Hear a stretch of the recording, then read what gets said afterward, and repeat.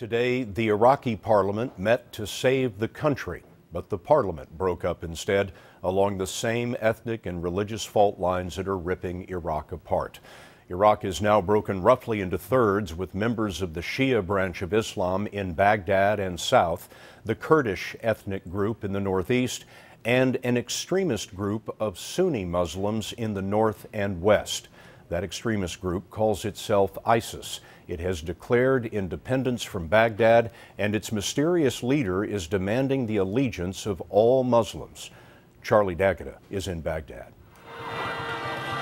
ISIS militants have been celebrating, parading the heavy weapons they've stolen from the Iraqi military.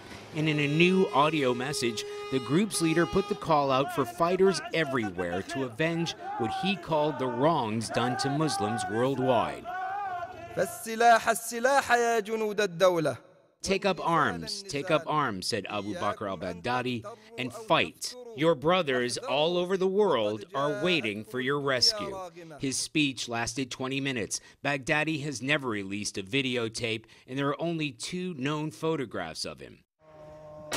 And while Baghdadi was calling for fighters to carve up the country, Iraqi politicians were trying to find a way to hold it together.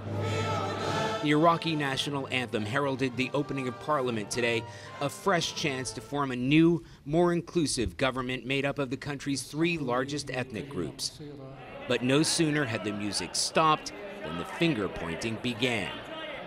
And when embattled Shiite Prime Minister Nouri al-Maliki returned after a short break, he found that Sunni and Kurdish leaders had walked out.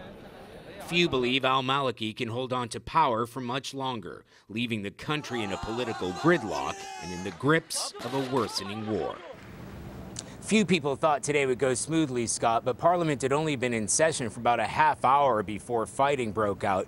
And more importantly, al-Maliki's party failed to meet its own deadline to form a new government, and proceedings have been suspended until next week with no real solution in sight. Time that Iraq may not have. Charlie D'Agata in Baghdad for us. Thank you, Charlie.